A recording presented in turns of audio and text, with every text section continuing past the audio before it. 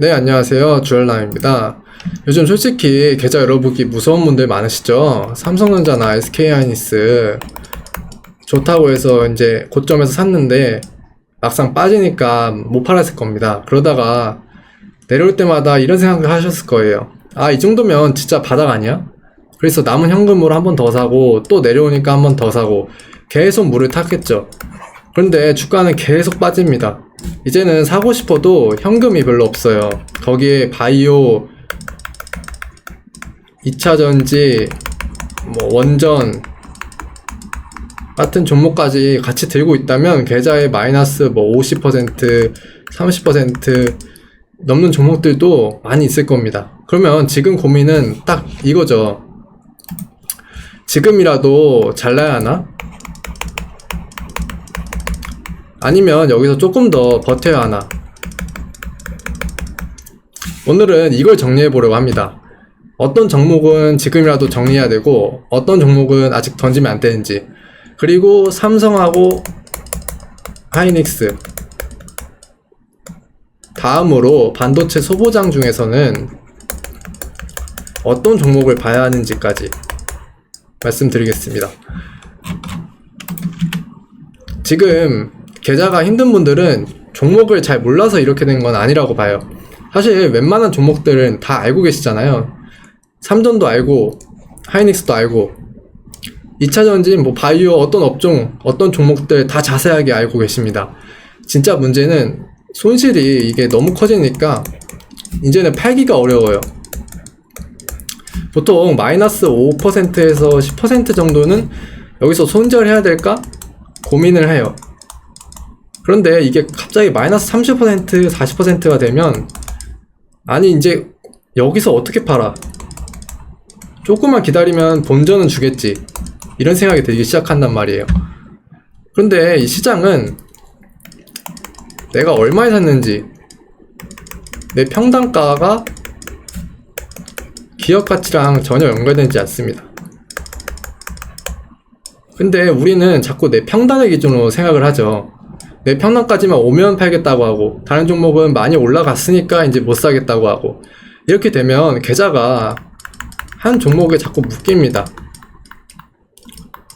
여기서 삼전하고 하이닉스가 빠진 것과 이제 실적이 안 나오는 테마주가 빠진 것은 분명하게 우리가 나눠서 봐야 합니다.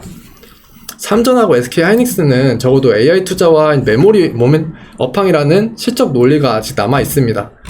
앞으로 빅테크들이 투자를 계속 하는지, HBM, DRAM 수요가 계속 유지되는지를 확인하면서 우리가 판단을 할 수 있습니다. 그런데 실적은 없고 수급도 빠졌고 앞으로 나올 재료도 없는 그런 종목들을 그냥 많이 빠졌으니까 언젠가는 오르겠지 하고 들고 있으면 이제 문제가 됩니다. 그 돈이 이제 계속 묶여 있으니까 정작 실적도 좋아지고 시장에 돈이 들어오는 이런 주도주의 비중을 실을 수가 없게 됩니다. 그래서 많은 분들이 손절이라고 생각하면 손실이 확정되는 그런 것만 생각을 하는데, 사실 맞아요. 팔면 손실이 확정이 됩니다. 그런데 이 안 팔아서 더 좋은 종목들을 못 사는 것도 분명한 손실입니다. 그동안 내 종목이 본전에 갈 수도 있지만 본전에 못 간다면, 그리고 이런 좋은 종목들이 2배, 3배가 오른다면 이게 어떻게 할 건지 이것도 한번 생각을 해봐야 됩니다. 그래서 제가 기준을 하나 제시해 드리겠습니다. 내 종목을 손절할까 말까를 정할 때는, 만약 내가 현금이 새로 있다면 신규 매수를 내가 가지고 있는 종목을 할까를 대해서 생각을 해보시면 좋을 것 같습니다. 물려있는 종목,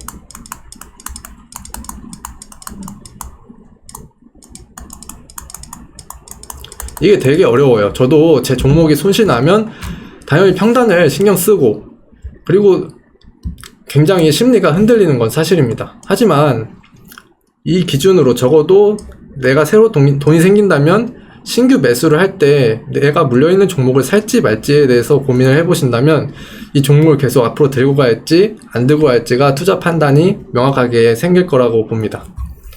그렇다면 만약에 손실날 종목들을 정리했다면 이제는 어디로 가느냐가 중요하겠죠.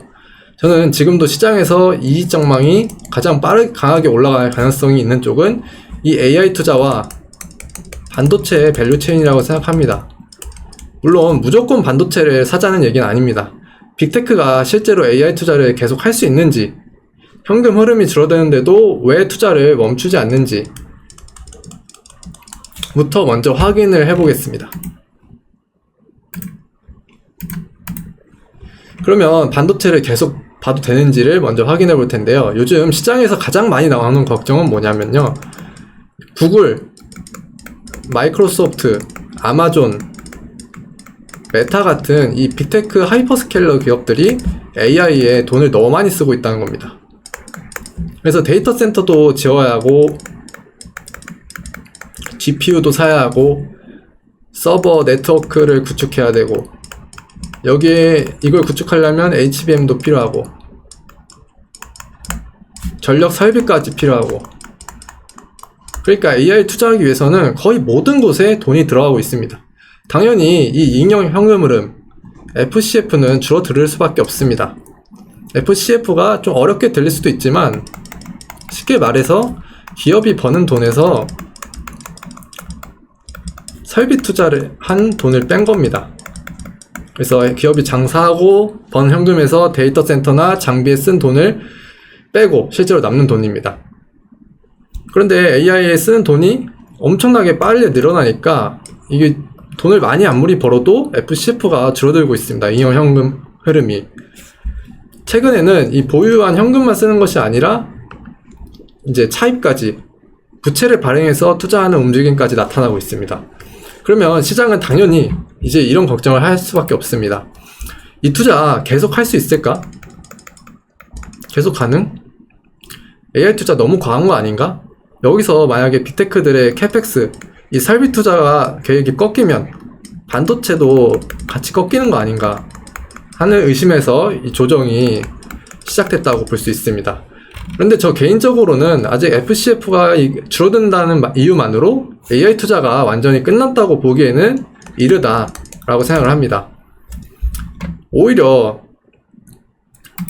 이 빅테크들 입장에서는 AI 투자를 줄이고 싶어도 줄일 수가 없습니다.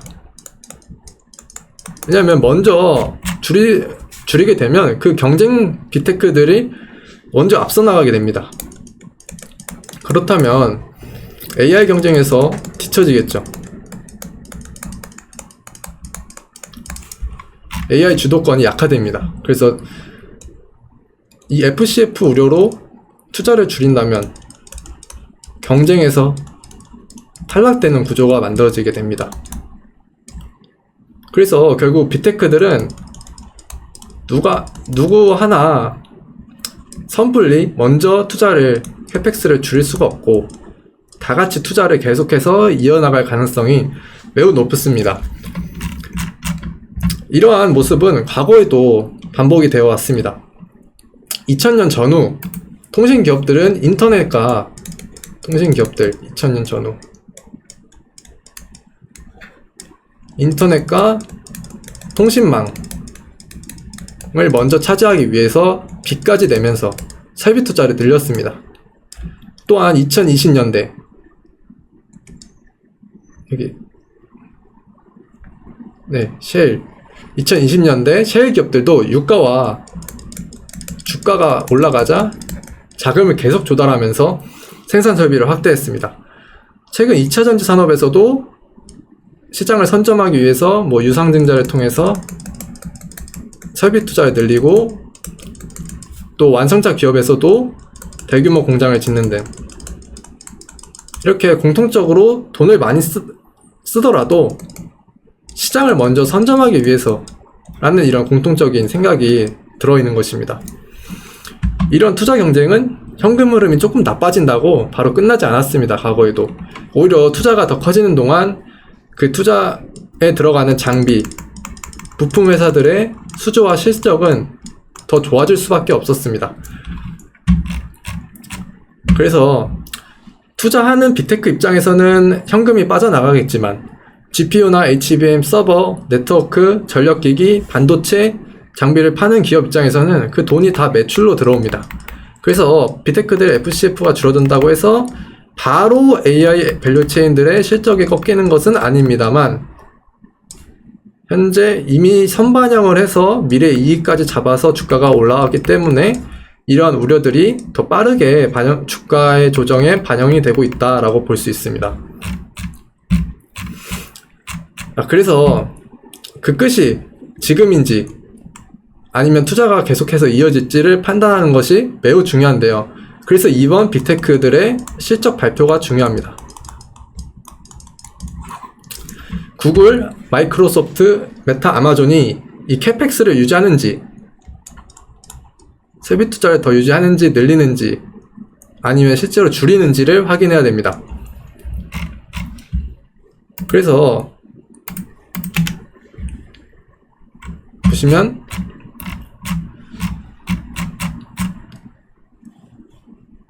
여기 일정표를 보시면 23일부터 빅테크들 실적 발표가 예정되어 있습니다. 알파벳을 시작으로 마이크로소프트, 메타, 아마존, 엔비디아까지. 근데 여기서 이제 매출이 얼마나 나왔는지, EPS가 예상치를 상회했는지 하회했는지도 중요하지만 이 실적 발표 후에 나오는 컨퍼런스 콜에서 캐펙스 가이던스를 발표를 하는데 이것이 매우 중요합니다. 2027년에 빅테크들이 얼마나 투자를 할 건지, 그래서 이 연간 캐펙스 가이던스를 보고 반도체의 추세가 결정될 가능성이 매우 높습니다. 그래서 AI 서비스 이용량이 빅테크들이 AI 서비스 이용량이 늘고 있는지, 클라우드 매출이 줄어들고 있는지, 좋아지고 있는지, 아니면 기업 고객이 AI 서비스에 실제로 돈을 내고 있는지를 확인하는 것도 중요하지만 컨퍼런스 콜에 나오는 캐펙스 가이던스를 보고 우리가 주로 투자하는 건 반도체 관련 기업들이지 않습니까? 그래서 반도체들의 투자가 앞으로 이어질 수 있는지, 또한 반도체 공급이 아직도 부족한지, 얼마나 부족한지를 봐야 됩니다. 그래서 일단 같이 고민해야 될 부분은 현실적으로, 그래서 지금 내 계좌를 어떻게 해야 되냐. 일단 주가가 마이너스 50%가 넘게 빠졌다는 이유로 비반도체 종목들을 지금이라도 손절해야 될까? 라고 고민한다면 일단 손절을 하는 게 맞는 것 같습니다. 특히 바이오나 2차전지는 전량 손절하고 삼전하고 SK하이닉스로 갈아타는 게 맞습니다. 전력이나 원전, 금융, 경기 소비재 관련주는 절반 비중만 손절하고 갈아타는 것을 추천드립니다. 여기서 아까 말씀드린 것처럼 이 본전에 오겠지라는 이 본전 심리와 손실을 딱 확정하는 것만이 손절이라는 이 손실 회피 심리를 주의해서 주도주로 비중을 옮기는 것이 맞습니다. 네, 그리고 7월 29일에는 SK하이닉스 실적 발표도 예정되어 있습니다.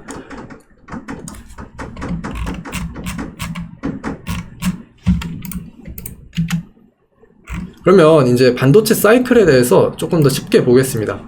반도체 회사들이 돈을 버는 구조는 사실 두 가지가 있습니다. 첫 번째 P, 가격입니다.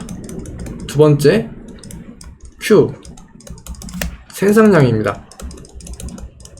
P는 반도체 가격이고 Q는 삼전이나 SK하이닉스가 실제로 만들어서 판매하는 물량입니다. 예를 들어서 D램 가격이 2배로 올랐는데 판매량은 그대로라고 할게요. 그러면 같은 양을 팔아도 가격이 높아졌으니까 이익이 늘어나겠죠. 이게 먼저 나타나는 피해 사이클입니다. 보통 메모리 업황이 바닥을 찍고 올라올 때는 기업들이 바로 공장을 늘리지 않습니다. 아직 수요가 제대로 추세적으로 살아난 건지 확신할 수 없으니까 기존 생산량을 유지하면서 가격부터 지켜봅니다. 그리고 나서 이 공급은 제한되어 있는 상태에서 가격이 높아지면서 고객 주문이 늘어나면 이때 이제 SK하이닉스, 삼성 같은 칩 메이커들의 실적이 빠르게 좋아집니다. 판매량을 크게 늘리지 않아도 이 제품 가격 자체가 올라가기 때문입니다. 그런데 이 가격이 한두 달 오르고 끝나는 게 아니라 계속 높은 수준이 유지된다. 플랫하게. 여기에 이제 AI로 인해서 이 메모리 쇼티지가 엄청나게 일어나면서 기존에 나타나지 않던 LTA라고 하는 장기 계약이 나타나게 되었습니다. 이 높은 가격을 유지시키면서 장기로 물량을 계약을 함에 따라 그러면 이제 삼전하고 SK하이닉스도 이렇게 생각할 겁니다. 가격이 보장이 되는데 그러면 기존 물량만 파는 것은 아쉽다. 여기에 이제 생산량을 늘리자. 더 많이 팔자. 이렇게 가는 것입니다.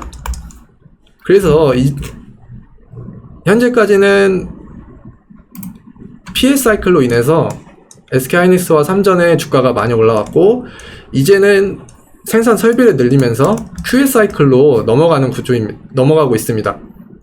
이 QA 사이클로 넘어갈 때는 새로운 생산 라인도 만들고 기존 공정도 전환하고 장비도 추가로 설치해야 됩니다. 그래서 소부장 쪽으로 수혜가 나타날 가능성이 매우 높습니다.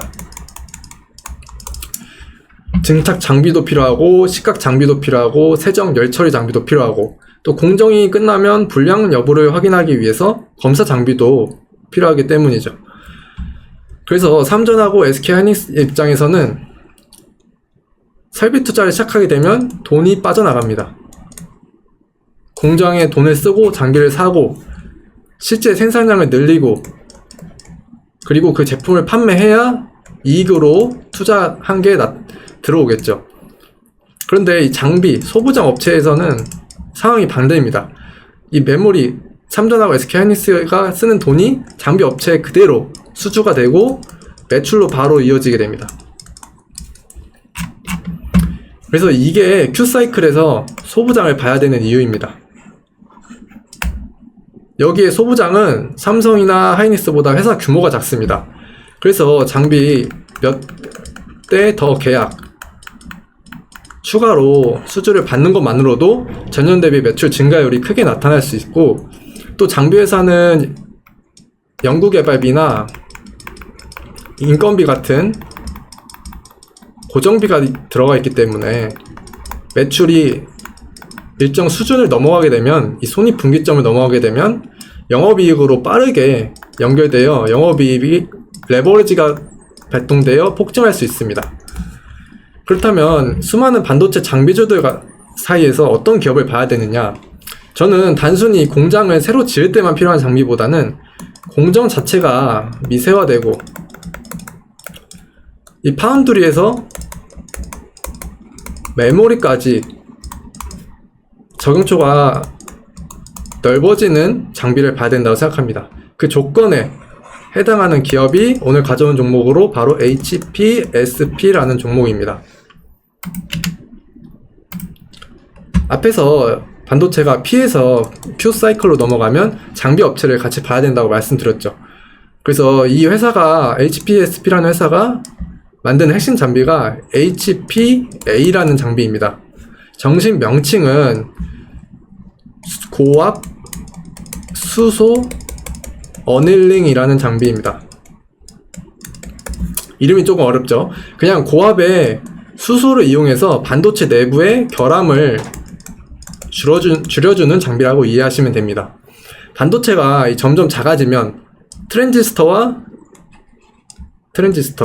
절연막 사이에 이 맞닿아 있는 부분도 굉장히 복잡해집니다. 여기 맞닿아 있는 부분을 이 계면이라고 하는데요. 반도체를 만드는 과정에 이 계면에 아주 미세한 결함이 생길 수 있습니다. 이 결함은 눈에 보이지 않고 원자 단위에서 생기는 것이기 때문에 전류가 원하지 않는 곳으로 이 결함 때문에 가기도 하고, 반도체가 켜지고 꺼지고 하는 기준도 불안정해질 수 있습니다. 그래서 반도체를 작게 잘 만들었는데 전기가 새거나 아니면 성능이 일정하지 않게 되는 것입니다. 특히 고성능의 반도체는 잠깐 잘 작동하는 것보다, 특히 데이터 센터에 들어가기 때문에 오랫동안 안정적으로 작동하는 게 중요합니다. 이때 HPA 장비가 고압에 중수소나 수소를 넣어서 이 결함을 메꿔주는 역할을 합니다. 근데 이 역할을 꼭 HPSP 장비로 해야 되나? 라는 궁금증이 생길 수 있습니다.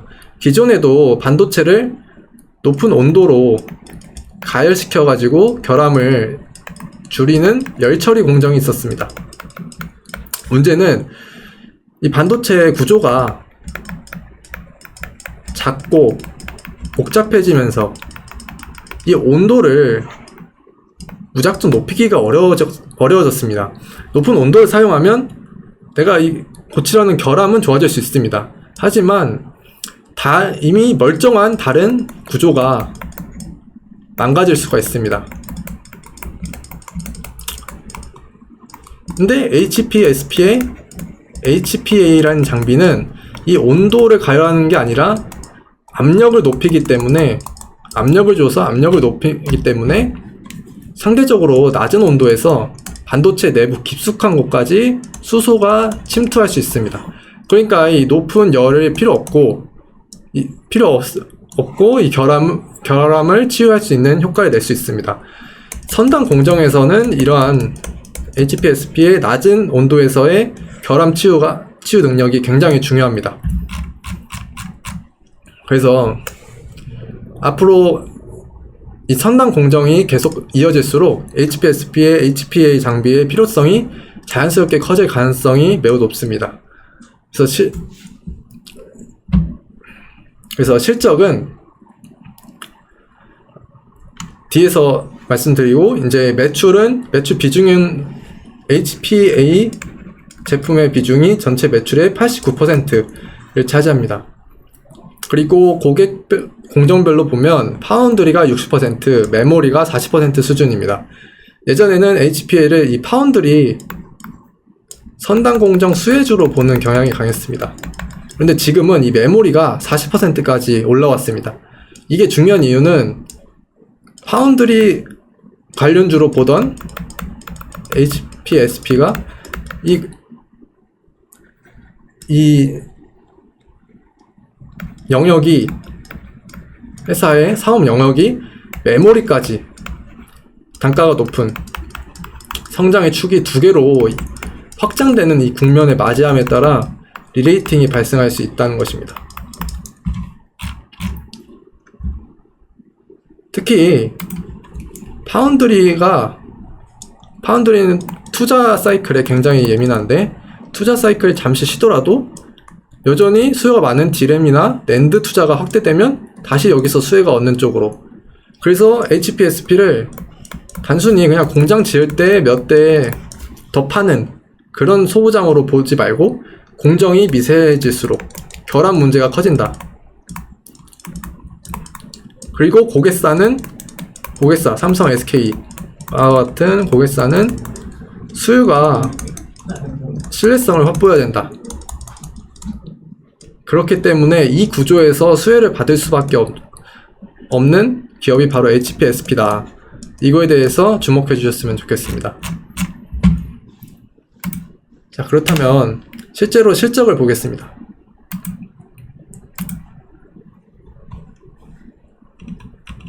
자, 그래서 실적을 보면 2026년도 1분기 실적은 저점으로 예상되고 있고, 2분기부터는 다시 회복을 해서 이렇게 영업이익률과 매출액이 우상향하는, 급격하게 각도를 세우면서 우상향하는 것으로 전망이 되고 있습니다. 그래서 현재 증권사 추정치를 보면 2분기 영업이익은 233억에서 242억 정도, 그리고 2분기 매출은 447억에서 454억 정도를 예상하고 있습니다. 여기서 뭔가 굉장히 이상한 점을 발견할 수 있는데요. 매출의 절반 이상이 영업이익으로 남는다는 것입니다. 반도체 장비 업체가 매출 변동이 있는 상황에서도 영업이익률을 50% 이상을 유지한다는 건 흔한 일이 아닙니다. 보통 경쟁이 심한 장비는 고객사가 가격을 낮춰달라고 하면 이 마진 자체가 바로 떨어지기 마련입니다. 하지만 HPSP는 고객사가 쉽게 이 HPA라는 장비 말고 다른 장비로 대체가 안 되기 때문에 이러한 높은 영업이익률 50%라는 수익성을 유지를 할 수 있습니다. 결국 장비를 많이 팔아서 물량으로 돈을 번다는 구조라기보다는 이 기술적으로 대체할 수 없는 장비를 높은 마진으로 공급해서 돈을 버는 이런 회사라고 보시면 될 것 같습니다. 그리고 또 하나 주목해야 될 게 이 고객사가 오늘 장비를 주문했다고 해서 다음 달에 바로 매출로 잡히는 게 아닙니다. 왜냐면 발주를 해서 제작하고 설치를 해서 검수를 해서 이제 매출로 인식이 되는 거기 때문에 장비를 제작해서 고객사 공장으로 가져가서 설치해야 하고 실제 공정에서 정상적으로 작동하는지 확인하려면 대략 6개월 정도의 시차가 발생할 수 있습니다. 그러니까 고객사들의 삼성이나 하이닉스 같은 고객사들의 투자가 먼저 시작되고 그리고 6개월 정도 지나서 HPSP의 실적이 따라오는 구조입니다. 지난해 하반기부터 만약에 고객사들의 투자가 SK나 삼성의 투자가 늘어났다면 그 효과가 올해 2분기 하반기부터 이제 실적으로 반영될 수 있다고 말씀드릴 수 있습니다. 그리고 여기에 지금은 또 이제 선단공정으로의 투자가 확대되면서 단순히 선단공정에서는 이제 작게 만드는 것보다 얼마나 안정적으로 생산하는 것이 더 중요해지기 때문에 HPSP의 이 HPA라는 장비가 높은 압력의 수소를 이용해서 낮은 온도에서도 결함을 줄여준다. 그래서 결함을 줄이면 전류를 새는 문제가 완화되고 그래서 안정적으로 반도체가 작동을 하게 된다. 그러니까 이 저온에서 결함을 취해주는 HPA 장비의 가치가 더 올라가고 있습니다. 선단공정의 투자가 확대되면서. 자, 그리고 다음을 보시면 그러면 아까 말씀드렸다시피 이 HPSP가 이제 선단 파운드리가 미세화되면서 더 가치가 올라가고 있다. 하지만 여기에 메모리, AI 전용 팩까지 지금 적용 범위를 넓혀가고 있습니다.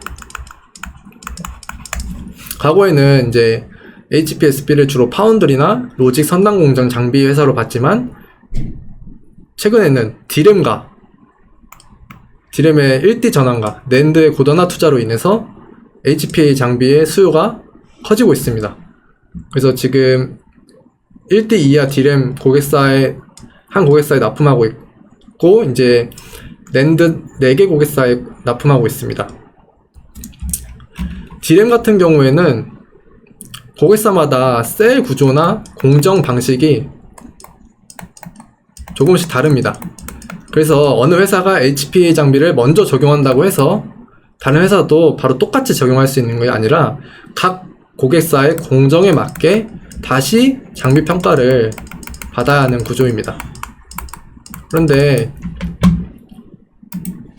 디램 공정이 1D 이하로 내려가면서 미세화된다면 트랜지스터 구조가 더 복잡해지고 계면 결함도 관리가 어렵습니다. 그러면 당연히 낮은 온도에서 계면 결함을 치유해주는 HPA 장비가 당연히 수요가 커집니다. 그래서 삼성전자하고 SK하이닉스의 차세대 D램 공정용으로 HPA 장비 테스트가 지금 진행이 되고 있습니다. 여기서 결과가 긍정적으로 나온다면 D램 고객사 물량을 받게 되면서 완전히 다른 새로운 장비주로 레이팅이 될 것입니다. 그래서 일단은 테스트 중이기 때문에 테스트를 한다고 바로 매출이 잡히진 않습니다. 말 그대로 테스트는 이 장비가 고객사 공정에서 제대로 작동하는지 확인하는, 수율이 잘 나오는지, 장기간 사용해도 문제가 없는지, 안정적인지 확인하는 과정이기 때문에 이 퀄 테스트를 통과해야 양산 라인에 들어갈 수 있습니다. 근데 양산 라인에 한번 들어가게 된다면 이후 고객사가 생산을 늘릴 때마다 이 같은 장비, 인증을 받은 장비가 계속해서 발주가 된다는 것이죠.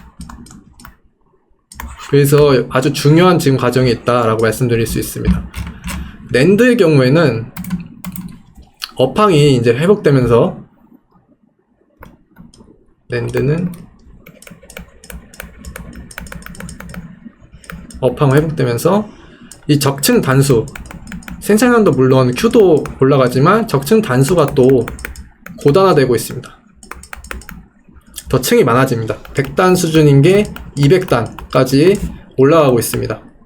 그래서 이 층이 높아질수록 구조가 복잡해지고 공정이 어려워집니다. 여기서 이제 수율하고 안정성이 낮아질 수 있는 걸 이 HPSP의 HPA라는 장비가 어닐링 공정에서 이 수율하고 안정성을 지켜준다, 꼭 필요하다 라고 말씀드릴 수 있습니다. 그리고 AI 정용 팹, 이제 일론 머스크가 만든 AI 정용 팹인 테라팹 프로젝트가 있는데요. 여기 HPSP가 테라팹의 초기 연구개발 라인에 테스트용 HPA 장비를 공급할 예정이라고 합니다.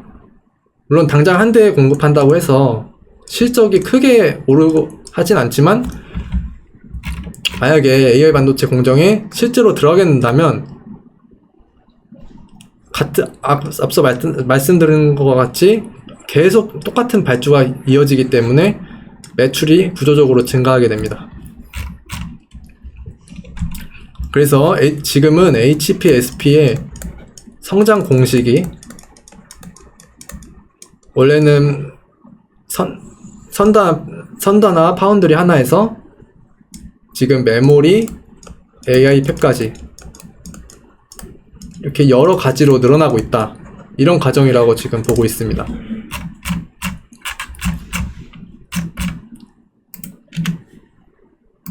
이제 리스크 요인에 대해 말씀드리겠습니다. 지금까지는 HPSP가 왜 좋아질 수밖에 없는지를 봤다면, 투자할 때는 이 좋은 얘기만 보면 안 되고 리스크도 봐야죠.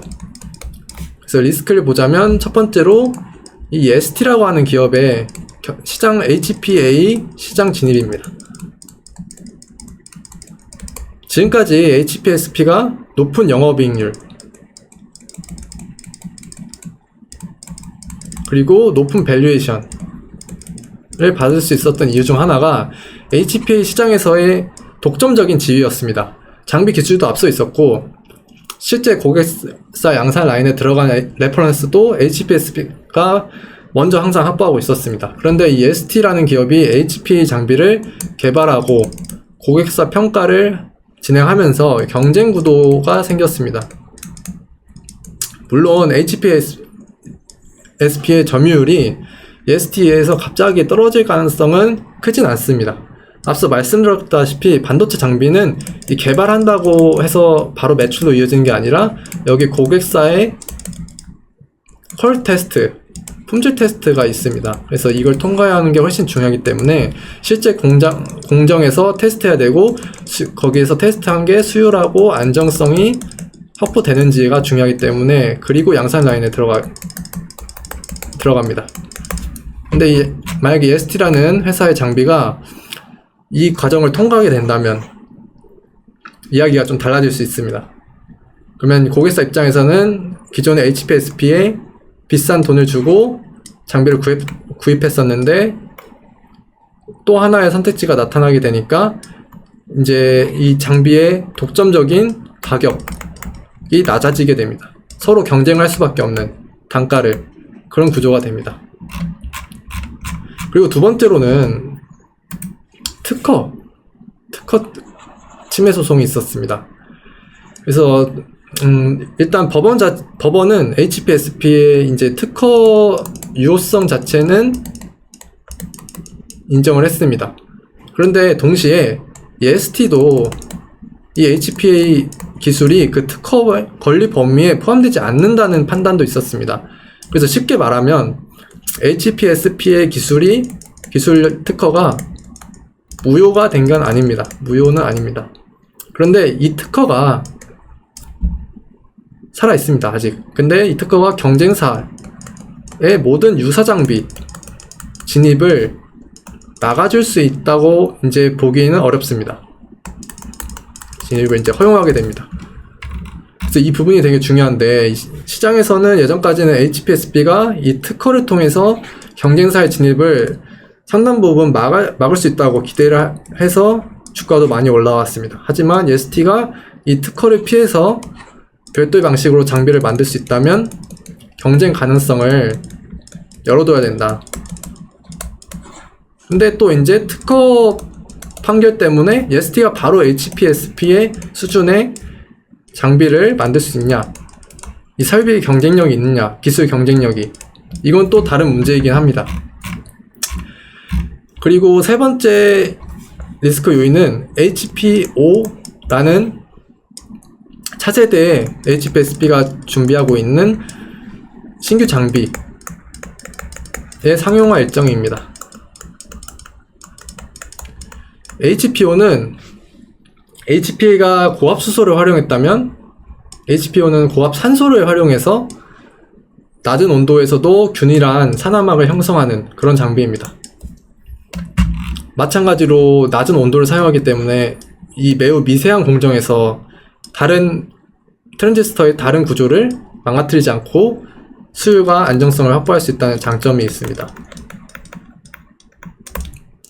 그래서 선단 공정으로 갈수록 공정 온도를 낮추는 게 중요해지고 있습니다. 그래서 만약에 HPO가 성공만 한다면 HPSP가 HPA 장비에다가 하나 더 HPO라는 장비를 고압 공정 장비 플랫폼으로 확장을 시켜서 회사 가치가 리레이팅이 될 수 있습니다. 근데 아직까지 여기는 기대 상태입니다. 현재 고객사 평가가 진행 중이고, 이 평가가 기존 평가를 통해서 기존 장비보다 경제성이 있는지, 만약 평가가 또 늦어질 수도 있고, 고객사가 양산 과정을 미룰 수도 있고, 그러면 시장이 기대하고 있는 2027년 매출 발생 시점도 뒤로 밀릴 수가 있기 때문에 리스크 요인으로 볼 수 있습니다. 네, 그래서 리스크 요인은 여기까지 봤고요. 이제 마지막으로 제일 궁금해하실 이 가격 전략 얘기를 해보겠습니다. 이 회사 내용이 아무리 좋아도 결국 중요한 거는 내가 어디서 샀고, 만약에 어디서 샀다면 어떻게 대응할 건지라고 생각합니다. 특히 HPSP는 92,000원이라는 고점을 찍고 크게 많이 빠진 종목이기 때문에 그냥 많이 빠졌으니까 싸다 생각해서 접근하면 위험합니다. 그래서 지금은 현재 42,000원까지 내려온 상태인데요. 자, 단기 이동 평균선을 보자면 이제 역별 상태로 접어들어서 하락 추세로 전환이 되었다고 볼 수 있습니다. 그래서 현재는 단순히 급락해서 가격이 많이 떨어진 것 같아서 사기보다는 이 역별선들이 정별로 돌려 나가면서 바닥을 다지고 상승 추세로 이어지는 것을 확인하고 진입해도 늦지 않습니다. 그래서 역배열이 정배열로 바뀌면서 상승 추세를 확인 후 진입. 만약 모아간다는 관점으로 봤을 때는 여기 38,000원 부터 42,000원 요 라인, 이 박스권에서 모아가는 전략이 유효하다고 볼 수 있습니다. 이 전략에서 모아가면서 추세가 바뀌는지, 바닥을 다지면서 추세가 바뀌는지 확인하면서 좀 더 비중을 더 실을 수도 있을 것 같습니다. 그래서 만약 4만원에서 38,000원에서 42,000원까지는 신규 매수자라면 내가 총 HSP에 투자하려고 하는 금액의 30%를 들어가는 것을 추천드립니다. 예를 들어서 1000만원 살 생각이었다면 300만원만 먼저 들어갑니다. 여기서 바로 주가가 오른다면 물론 아쉽긴 하겠죠. 근데 수익을 조금 덜 보는 것보다 이 하락 추세에서, 바닥이 어딘지 모르는 하락 추세에서 물리는 걸 피하는 게 더 중요하기 때문입니다. 그러면서 만약에 이 35,000원 이하로 내려온다면 3만원부터 35,000원 사이에서는 30% 더 매수해 볼 수 있습니다. 물론 이렇게 적어 놓긴 했지만 실제 이 투자자마다의 성향이 다를 것이고 현금 여력이 다를 것이기 때문에 제가 드리는 관점은 참고만 하시고 본인의 상황에 맞춰서 비중을 조절하는 것을 추천드리고, 다만 한 번에 들어가기보다는 무조건 분할 매수로 접근하는 것이 좋아 보입니다. 그리고 신규 매수자는 별로 없을 거라고 생각이 듭니다. 기존 보유자분들이 많을 것이라 생각이 드는데, 기존 보유자의 경우에는 평단이 다양하겠지만 가장 많이 물려있을 것 같은 가격대는 바로 이 가격대입니다. 45,000원과 55,000원 사이, 이 구간을 기준으로 전략을 말씀드리겠습니다. 이 구간에 물려있는 분들은 지금 가격에서 물을 타고 싶으실 것입니다. 근데 저는 개인적으로 현재 구간에서 공격적인 물타기는 권하지 않습니다. 아직 이유는 38,000원을 돌파하지 못했고 상승 추세로 전환이 안 됐기 때문에 비중을 여기서 늘리기보다는 이 단계적으로 상승으로 돌아가는 흐름을 관찰한 뒤 비중을 늘려서 중요 저항대인 45,000원 라인, 그리고 65,000원 라인에서 비중을 덜어내면서 손실을 최소화하는 이런 전략을 제시해드립니다.